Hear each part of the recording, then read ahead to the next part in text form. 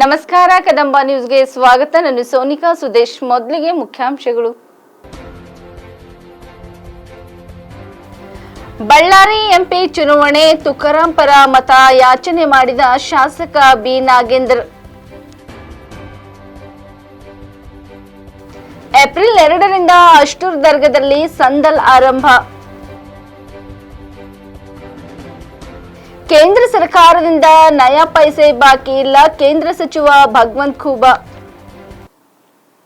ಸುದ್ದಿಯ ವಿವರಗಳು. ಬಳ್ಳಾರಿ ಲೋಕಸಭಾ ಚುನಾವಣೆಯ ಕಾಂಗ್ರೆಸ್ ಅಭ್ಯರ್ಥಿ ತುಕಾರಾಂ ಪರ ಬಳ್ಳಾರಿ ಗ್ರಾಮೀಣ ಶಾಸಕ ಹಾಗೂ ಸಚಿವ ಬಿ ನಾಗೇಂದ್ರ ಪ್ರಚಾರ ಮಾಡಿದರು. ಅವರು ಪಕ್ಷದ ಕಚೇರಿಯಲ್ಲಿ ಜರುಗಿದ ಪಕ್ಷದ ಕಾರ್ಯಕರ್ತರ ಸಭೆಯಲ್ಲಿ ಮಾತನಾಡಿದರು. ಪಕ್ಷದ ಅಭ್ಯರ್ಥಿ ತುಕಾರಾಂ ಅವರನ್ನು ಭಾರಿ ಬಹುಮತದೊಂದಿಗೆ ಗೆಲ್ಲಿಸಬೇಕಿದೆ. ಅದಕ್ಕಾಗಿ ಕಾರ್ಯಕರ್ತರು ಹಾಗೂ ಪಕ್ಷದ ಎಲ್ಲ ಮುಖಂಡರು ಪ್ರಾಮಾಣಿಕವಾಗಿ ಶ್ರಮಿಸಬೇಕಿದೆ ಎಂದರು. ಪಕ್ಷದ ಅಭ್ಯರ್ಥಿ ತುಕಾರಾಂ ಮಾತನಾಡಿ, ಚುನಾವಣೆಯಲ್ಲಿ ಗೆಲುವು ಸಾಧಿಸಲು ಪಕ್ಷದ ಸರ್ವರು ಶ್ರಮಿಸಬೇಕೆಂದು ಸಹಕಾರ ಕೋರಿದರು. ಬಳ್ಳಾರಿ ನಗರ ಶಾಸಕ ನಾರಾ ಭರತ್ ರೆಡ್ಡಿ, ಅವಿಭಾಜ್ಯ ಬಳ್ಳಾರಿಯ ಪಕ್ಷದ ಮುಖಂಡರು, ವಿಜಯನಗರ ಹಾಗೂ ಬಳ್ಳಾರಿ ಸೇರಿದಂತೆ ವಿವಿಧ ತಾಲೂಕುಗಳ ಪಕ್ಷದ ಮುಖಂಡರು ಮತ್ತು ವಿವಿಧ ಜನಪ್ರತಿನಿಧಿಗಳು ವೇದಿಕೆಯಲ್ಲಿದ್ದರು. ಪಕ್ಷದ ಬಳ್ಳಾರಿ ನಗರ ಮತ್ತು ಗ್ರಾಮಾಂತರ ಮುಖಂಡರು ಹಾಗೂ ನೂರಾರು ಕಾರ್ಯಕರ್ತರು ಇದ್ದರು. ಈ ಚುನಾವಣೆಯಲ್ಲಿ ನನ್ನ ಸೋದರರಾದಂಥ ವೆಂಕಟೇಶ್ ಪ್ರಸಾದ್ ಅವರು ಕೂಡ ಒಬ್ಬ ಅಭ್ಯರ್ಥಿಯಾಗಿ ಬರಬೇಕಂತಿದ್ರು. ಆದ್ರೆ ವೆಂಕಟೇಶ್ ಪ್ರಸಾದ್ ಅವರು ಕೂಡ ತ್ಯಾಗ ಮಾಡಿ ಇವತ್ತು ತುಕಾರಾಂ ಅಣ್ಣನ್ನೇ ನಾನು ಅನ್ನುವಂತ ವಿಚಾರದಿಂದ ವೆಂಕಟೇಶ್ ಪ್ರಸಾದ್ ಅವರು ಹೇಳಿ ತುಕಾರಾಂ ಅಣ್ಣ ಅವರು ಕೂಡ ನಿಲ್ಲಿಸಿ ಇವತ್ತು ವೆಂಕಟೇಶ್ ಪ್ರಸಾದ್ ಅಣ್ಣನ ನಿಲ್ಲಿಸಿದ್ರೆ ಯಾವ ರೀತಿ ಕೆಲಸ ಮಾಡ್ಕೊಂಡು ಹೋಗ್ತಿದ್ವೋ ಈ ಭಾಗದಲ್ಲಿ ಅದಕ್ಕಿಂತ 10% ಅಲ್ಲ 100% ಜಾಸ್ತಿ ಕೆಲಸ ಮಾಡಿ ನಿಮ್ಮನ್ನ ಗೆಲ್ಸಿ ಕಳಿಸ್ತೀವಿ ಅಂತ ಹೇಳಲಿಕ್ಕೆ ನಾವು ಬಂದಿದ್ದೀವಿ. ಇವತ್ತು ಅದೇ ರೀತಿಯಾಗಿ ಇಲ್ಲಿರುವಂತವ್ರು ನಾಯಕರು, ವೇದಿಕೆ ಮೇಲೆ ಇರುವಂತ ನಾಯಕರು ಇವತ್ತು ಪಾಂಡವರ ಪರವಾಗಿ ಅರ್ಜುನ ನಮ್ಮ ತುಕಾರಾಂ ಅಣ್ಣನ ಯಾವತ್ತೂ ಕೂಡ ನಾನು ಅರ್ಜುನ ಅಂತ ಹೇಳ್ತಿರ್ತಾನೆ. ಇವತ್ತು ಅದೇ ರೀತಿಯಾಗಿ ನಮ್ಮ ಪಾಂಡವರ ಪರವಾಗಿ ಅರ್ಜುನನ ಇವತ್ತು ನಿಂತಿದ್ದಾರೆ. ಆ ಕಡೆ ಇರುವಂತವ್ರು ಯಾರಪ್ಪ ಇನ್ನ ಕೌರವರಿಗೆ ಲಾಸ್ಟ್ಗೆ ಏನಾಗ್ತೈತೆ ಕೌರವರಿಗೆ ಸೋಲಾಗ್ತೈತೆ. ಅದೇ ರೀತಿಯಾಗಿ ಇವತ್ತು ಅರ್ಜುನ ನಮ್ಮ ಬಾಣಕ್ಕೆ ಇವತ್ತು ಬಿಜೆಪಿಯವರು ತತ್ತರಿಸಿ ಹೋಗಿ ಅವ್ರು ಸೋಲಂತ ಗ್ಯಾರಂಟಿ ಕೂಡ ನೋಡ್ತೀರಿ ಅನ್ನುವಂತ ವಿಚಾರವನ್ನು ತಿಳಿಸ್ತೀನಿ. ಇವತ್ತು ಬಹುಶಃ ಹೇಳ್ತಿರ್ತಾರೆ ಈ ಭಾಗದಲ್ಲಿ, ನಾನು ತುಕಾರಾಂ ಅಣ್ಣನಿಗೆ ಹೇಳ್ತಾ ಇದ್ರೆ, ಅಣ್ಣ ನನಗೆ ಈ ಭಾಗ ಪ್ರಾಣ ಕೊಟ್ಟಂತ ಭಾಗ ಅಂತೇಳಿ.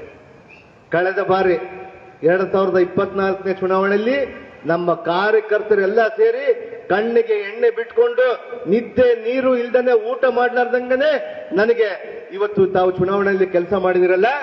ಅದಕ್ಕಿಂತ ಹೆಚ್ಚಾಗಿ ಈ ಬಾರಿ ಕಳೆದ ಚುನಾವಣೆಯಲ್ಲಿ ಅವರು ಕುತಂತ್ರಗಾರಿಕೆ ಮಾಡಿಕೊಂಡು ಮೋಕ ಭಾಗದಲ್ಲಿ ಬೇರೆ ಬೇರೆ ವಿಚಾರಗಳನ್ನು ಎತ್ತಿ ನಾನು ಗೆದ್ರೆ ಮಂತ್ರಿ ಆಗ್ತೀನಿ, ಉಪಮುಖ್ಯಮಂತ್ರಿ ಆಗ್ತೀನಿ ಅಂತೇಳಿ ಸುಳ್ಳಂತ ಹೇಳ್ಕೊಂಡು ನಿಮ್ಮೆಲ್ಲ ಕೂಡ ಮತಗಳನ್ನ ಹಾಕ್ಲಿಕ್ಕೆ ನೋಡಿದ್ರು.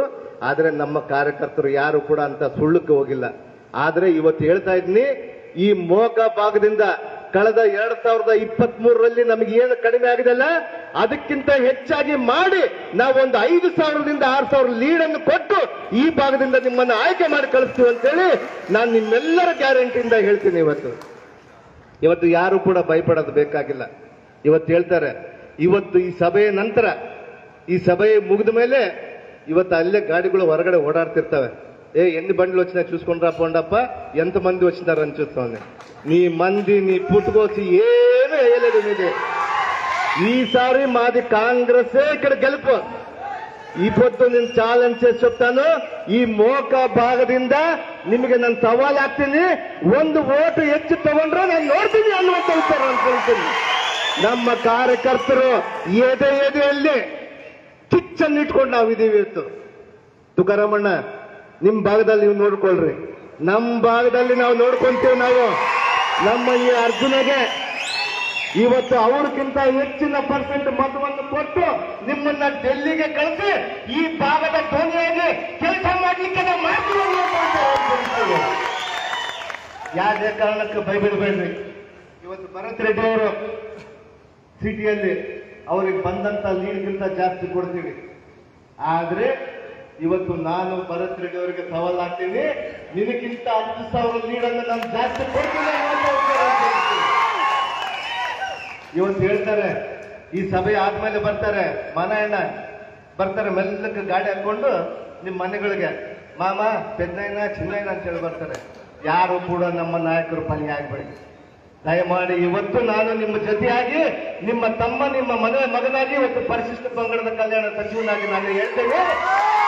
ಇವತ್ತು ಯಾರು ಕೂಡ ಸುಳ್ಳು ಭರವಸೆಗಳಿಗೆ ಹೋಗ್ಬೇಡ್ರಿ. ಕಳೆದ ಚುನಾವಣೆಯಲ್ಲಿ ಹೇಳಿದ್ರು ನಾನು ಗೆದ್ರೆ ಮುಖ್ಯಮಂತ್ರಿ ಆಗ್ತೀನಿ, ಮಂತ್ರಿ ಆಗ್ತೀನಿ, ಉಪಮುಖ್ಯಮಂತ್ರಿ ಆಗ್ತೀನಿ ಅಂತೇಳಿ. ಎಲ್ಲ ಸುಳ್ಳೆ.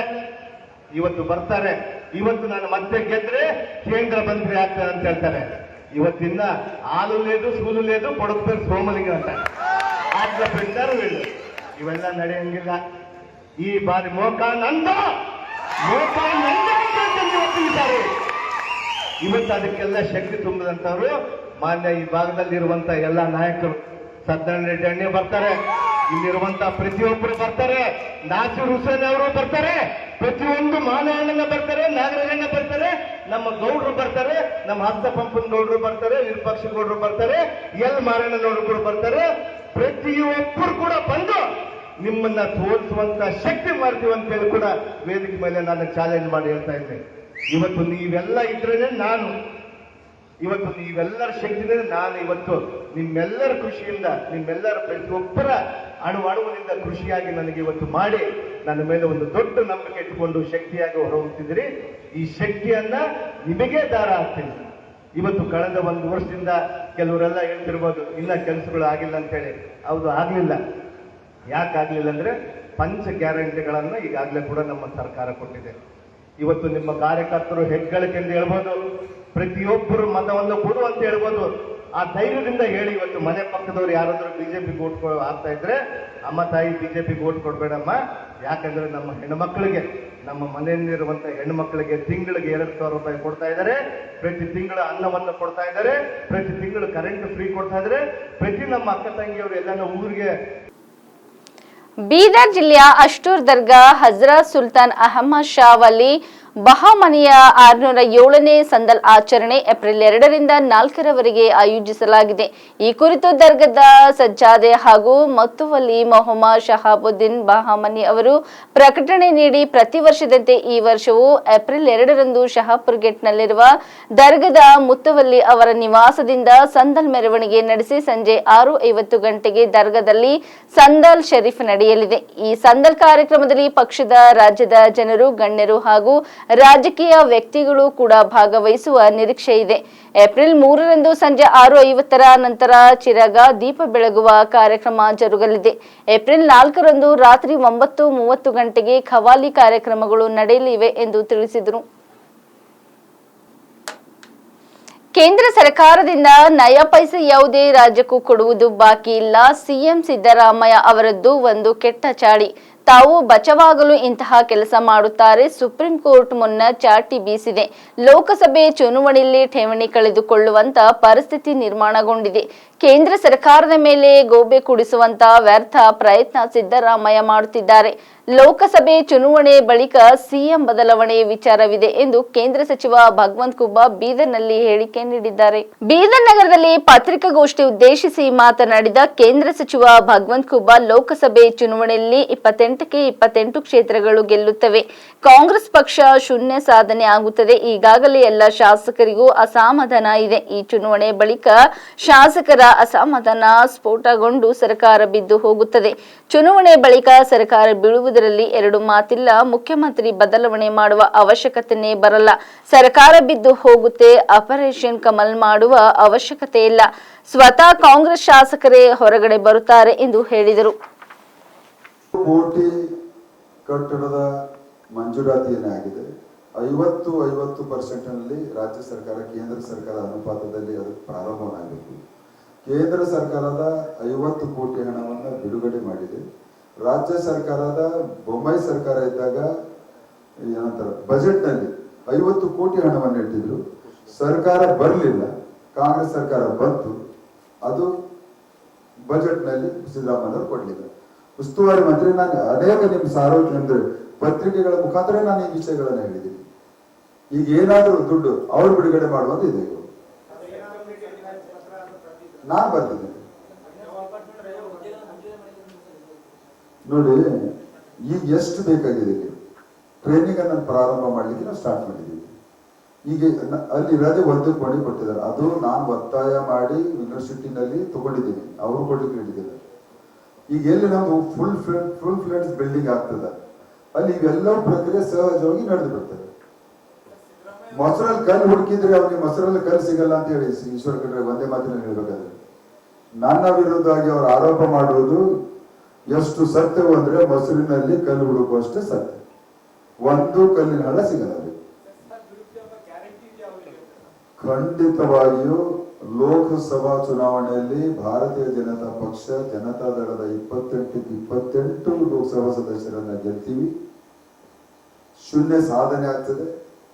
ಅದಕ್ಕಿಂತ ಹೆಚ್ಚಾಗಿ ಕಳೆದ 10 ತಿಂಗಳಿನಿಂದ ಅವರ ಶಾಸಕರು ಎಷ್ಟು ಅಸಮಾಧಾನಗೊಂಡಿದ್ದಾರೆ ಅಂದ್ರೆ ಅದು ಕೇವಲ ಇಲ್ಲ ಮೊಳಕೈಗೆ ಬೆಲ್ಲ ಹಚ್ಚಿದಾಗ ಲೋಕಸಭಾ ಚುನಾವಣೆ ತನಕ ಅಂತ ಮುಂದೆ ಹೇಳ್ಕೊಂಡು ಹೋಗ್ತಾರೆ. ಈ ರಿಸಲ್ಟ್ ಮೇಲೆ ಎಲ್ಲಾ ಶಾಸಕರ ಅಸಮಾಧಾನ ಸ್ಫೋಟಗೊಂಡು ಸರ್ಕಾರ ಬಿದ್ದು ಹೋಗ್ತದೆ ಅನ್ನೋದ್ರಲ್ಲಿ 2 ಮಾತಿದೆ. ಕಾಂಗ್ರೆಸ್ಸಿನವರು ಸ್ವತಃ ಹೇಳ್ಕೊಂಡಿದ್ದಾರೆ 2-2.5 ವರ್ಷ ತನಕ ಮಾತ್ರ ಸಿಎಂ ಇರ್ತಾರೆ, ನಂತರದ ಬದಲಾವಣೆ ಆಯ್ತದೆ ಅವರೇ ಹೇಳ್ಕೊಂಡಿದ್ದಾರೆ. ಸರ್ಕಾರ ಉಳಿದಿಲ್ರಿ, ಬದಲಾವಣೆ ಇದೆ ಅಂತ ಮುಖ್ಯಮಂತ್ರಿ ಹೇಳಿದ್ದಾರೆ. ಆಪರೇಷನ್ ಕಮಲ ಮಾಡುವಂತ ಅವಶ್ಯಕತೆ ಇಲ್ಲ. ಸ್ವತಃ ಅವರ ಅಸಮಾಧಾನಿತ ಶಾಸಕರು ಕಾಂಗ್ರೆಸ್ಸಿನವರು ಹೊರಗಡೆ ಹೋಗ್ತಾರೆ. ಶಿವಮೊಗ್ಗ ಈ ಬಾರಿಯ ಲೋಕಸಭಾ ಚುನಾವಣೆಯಲ್ಲಿ ಪಕ್ಷದೊಳಗಿನ ಬಂಡಾಯ ಬಿಜೆಪಿಗೆ ತಲೆನೋವಾಗಿ ಪರಿಣಮಿಸಿದೆ. ವಿಶೇಷವಾಗಿ ಮಾಜಿ ಸಚಿವ ಕೆಎಸ್ ಈಶ್ವರಪ್ಪ ತಮ್ಮ ಪುತ್ರನಿಗೆ ಟಿಕೆಟ್ ನಿರಾಕರಿಸಿದ ನಂತರ ಬಿಎಸ್ ಯಡಿಯೂರಪ್ಪ ವಿರುದ್ಧ ಬಂಡಾಯವಿದ್ದು ಶಿವಮೊಗ್ಗ ಕ್ಷೇತ್ರದಲ್ಲಿ ಸ್ವತಂತ್ರ ಅಭ್ಯರ್ಥಿಯಾಗಿ ಕಣಕ್ಕಿಳಿದು ಬಿಎಸ್ವೈ ಪುತ್ರ ಬಿವೈ ರಾಘವೇಂದ್ರರನ್ನು ಸೋಲಿಸಲು ಕಿಡ್ಡ ತೋಡಿದ್ದಾರೆ. ಈ ಹಿನ್ನೆಲೆ ಇಂದು ಮಹತ್ವದ ಸುದ್ದಿಗೋಷ್ಠಿ ನಡೆಸಿರುವ ಮಾಜಿ ಸಚಿವ ಕೆಎಸ್ ಈಶ್ವರಪ್ಪ ಬಿಎಸ್ ಯಡಿಯೂರಪ್ಪ ಕುಟುಂಬ ರಾಜಕಾರಣದ ವಿರುದ್ಧ ಮತ್ತೊಮ್ಮೆ ಹರಿಹಾಯ್ದಿದ್ದಾರೆ. ಇಂದು ಕೇಂದ್ರ ಗೃಹ ಸಚಿವ ಅಮಿತ್ ಶಾ ರಾಜ್ಯ ಪ್ರವಾಸದಲ್ಲಿದ್ದು ಹೀಗಾಗಿ ಖುದ್ದು ಶಾ ಅವರೇ ಈಶ್ವರಪ್ಪಗೆ ಕರೆ ಮಾಡಿ ಮಾತನಾಡಿದ್ದಾರೆ. ಅಲ್ಲದೆ ನಾಳೆ ದೆಹಲಿಗೆ ಬರುವಂತೆ ಬುಲಾವ್ ನೀಡಿದ್ದಾರೆ. ಅಮಿತ್ ಶಾ ಕರೆ ಬಂದ ಬೆನ್ನಲ್ಲೇ ಸುದ್ದಿಗೋಷ್ಠಿ ನಡೆಸಿದ ಕೆಎಸ್ ಈಶ್ವರಪ್ಪ ಹಲವು ಮಹತ್ವದ ಮಾಹಿತಿಗಳನ್ನು ಬಿಚ್ಚಿಟ್ಟಿದ್ದಾರೆ. ಈ ಬಗ್ಗೆ ಮಾತನಾಡಿರುವ ಕೆಎಸ್ ಈಶ್ವರಪ್ಪ, ನಮ್ಮ ದೇಶದ ಗೃಹ ಮಂತ್ರಿಗಳು ದೇಶದ ಉಕ್ಕಿನ ಮನುಷ್ಯ ಬೆಳಗ್ಗೆ ದೂರವಾಣಿಯ ಮೂಲಕ ಕರೆ ಮಾಡಿದ್ರು. ನೀವು ಇಷ್ಟ ಹಿರಿಯರಿದ್ದೀರಿ, ಯಾಕೆ ಚುನಾವಣೆಗೆ ನಿಂತಿದ್ದೀರಾ ಅಂತ ಕೇಳಿದ್ರು. ಅಪ್ಪ ಮಕ್ಕಳ ವ್ಯವಸ್ಥೆ ಮುಕ್ತಿಗೊಳಿಸುವೆ ನಿಟ್ಟಿನಲ್ಲಿ ಚುನಾವಣೆಗೆ ನಿಂತಿದ್ದೇನೆ ಅಂತ ಹೇಳಿದ್ದೀನಿ. ಹಿಂದುತ್ವ ಪರ ಹೋರಾಟ ಮಾಡಿದ್ದ ತಪ್ಪ ಅಂತ ಅವರಿಗೆ ಹೇಳಿದ್ದೀನಿ. ಹಿಂದುಳಿದ ವರ್ಗಕ್ಕೆ ಯಾಕೆ ಟಿಕೆಟ್ ಸಿಗಲಿಲ್ಲ ಅಂತ ಕೇಳಿದ್ದಾರೆ ಅಂತ ಹೇಳಿದ್ದೇನೆ. ಅವರು ವಾಪಸ್ಸು ತೆಗೆದುಕೊಳ್ಳಿ, ನೀವು ಹೇಳಿದ ಹಾಗೆ ಆಗುತ್ತದೆ ಅಂತ ಹೇಳಿದ್ರು. ಆಗ ನಾನು ನಿಮ್ಮ ಬಳಿ ಬಂದು ಮಾತನಾಡಿದ್ರು, ಪ್ರಯೋಜನ ಆಗಿಲ್ಲ ಅಂತ ಹೇಳಿದ್ದೇನೆ ಎಂದು ಹೇಳಿದರು. ಇಲ್ಲಿವರೆಗೆ ಸುದ್ದಿ ಕೊಟ್ಟಿದ್ದು ನಾನು ಸೋನಿಕಾ ಸುದೇಶ್. ಮುಂದಿನ ಸುದ್ದಿಯೊಂದಿಗೆ ಮತ್ತೆ ಭೇಟಿ ಹೋಗೋಣ. ವಂದನೆಗಳು.